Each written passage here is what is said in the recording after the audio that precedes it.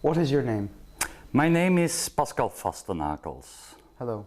How did you come to work at this school? Well, about 10 years ago there was an appliance for a new caretaker because the other one, Charles, was going to stop pension. So I did some tests with the directors, and now we are 10 years later. I'm still here. Do you enjoy working amongst kids? Oh yeah. Well, I have 3 kids, and I've always been involved with schools. So yeah, I enjoy. What's it like to work in the same place as your family? I'm used to it. For about 25 years I was a shoe designer, and my boss was my father. And at school first I had my mom, and then I had my sister. So there was always someone looking over my shoulders. And it was family, so that's okay for me. Who was your role model when you were young? Maybe it's a cliche, but it was, and it is still my dad. That's very nice. Thank you. You're welcome. So hello, I'm Carl Johnson, and today we are here with the administrator of the school, Mr. Mazalar. So let's get right into it. What is your function at the school? Yeah, good morning also to the VC Mol Club. If you ask what's my function in the school, as you know, the school is a sort of a separate entity, being the pedagogical side of the school, let's say the most important, learning, the teachers, etc. And beside that we have also then an administration and finances, because without administration it would be very difficult to run a school, and without finance, as you can know, that will be impossible to run a school. You know, everything is a price. We need to have a lot of euros for the running of this school, and I am, let's say, the manager of the financial and administrative matters in the school. Okay, interesting. And you also have a big collection, which we can see behind you. Would you tell us a story behind this? Yeah, that's a very strange story, starting about 15 years ago in France, in the Alsace. I was in a hotel, and I saw there in the library, on the reception desk, the whole complete Michelin book collection. You know, the red Michelin guide with the stars of restaurants and hotels.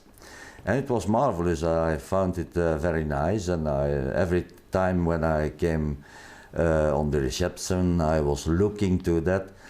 And at a certain moment, the lady, that was the boss of the hotel, she was a lady, she said, "But it seems that you are very interested in our books." Yes, I find it very nice, I find it very good. I would like to have it at home. You can start it, why not, she said. And she went behind her desk somewhere, and 5 minutes later she came back with a Michelin book, a red Michelin book from the year 54. And that was very nice to have the 1954, because that's the year of that I was born.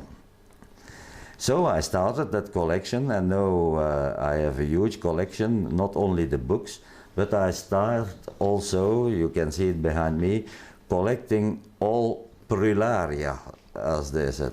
Everything what has value, what has no value, but the bibendum, that's the name of the Michelin boy that you all know.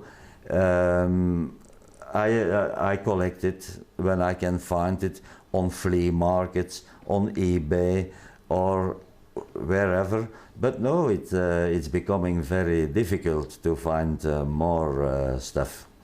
But at home I have the collection, because it's in a nice library there. I don't have them all, because the first Red Michelin Guide of France is from the year 1900.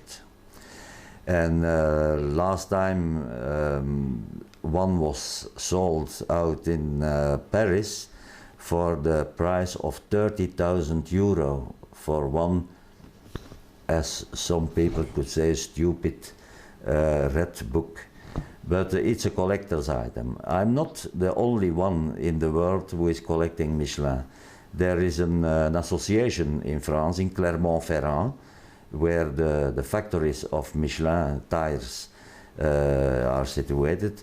And that association, I'm a member of it for Belgium. We make then booklets with new items that were found, etc. That's so a little bit the history of my collection. Okay then, thank you for the interview and for your time. You are always welcome, and I appreciate all your work for the well-being of our school, let's say, because we can use your stuff and your materials on our website, for example. Thank you for that, and I wish you all the best for the future and also for your studies. You too. Well, yeah. My studies, that's finished. Huh? Hello, my name is Armin Engels from VC Mol. Hi. I am here with Mr. Van der Broek, and yeah, he works at the library of Esmol. So to start off with, what does it feel like to work with children every day? It's the right question to start with, because indeed, as I am the librarian in this school, and that is the official name of the function, you might be considered to be a librarian. However, it is totally different from a librarian in a public library. We are in a school, and so the thing we are doing is dealing with children, as you pointed out, and that is the great part of it. I don't think I would be happy in a public library where you have people coming in and walking out just like that. Over here, you can be much more helpful. People come and ask for your advice. You can draw their attention to something that you think is worthwhile reading for them. In addition to that, there's always a chance and an opportunity for each and every one to come and sit here and study here.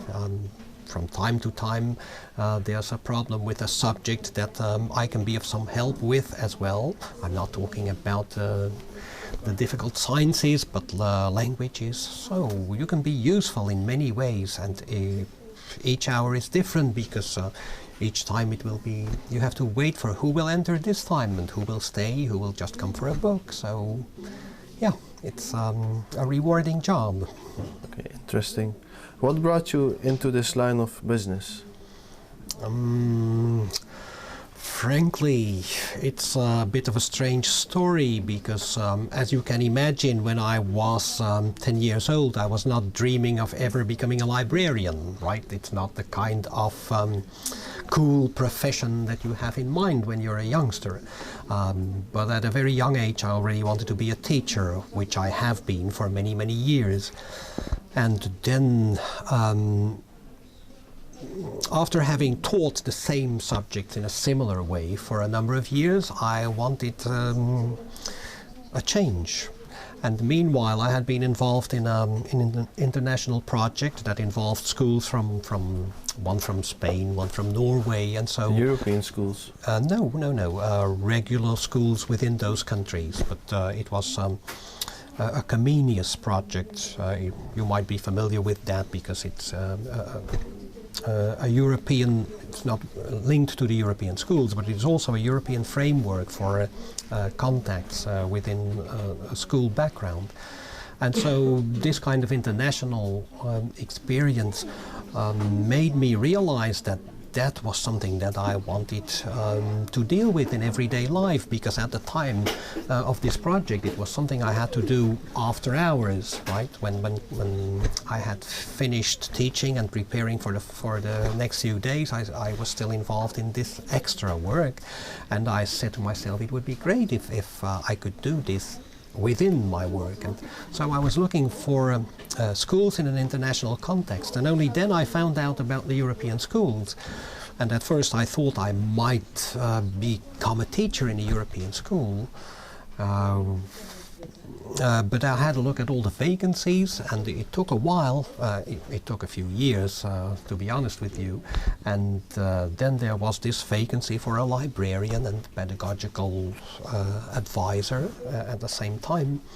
And I said to myself, this is something interesting as well, because it gives you the opportunity to deal with young people in a different way than when you teach them.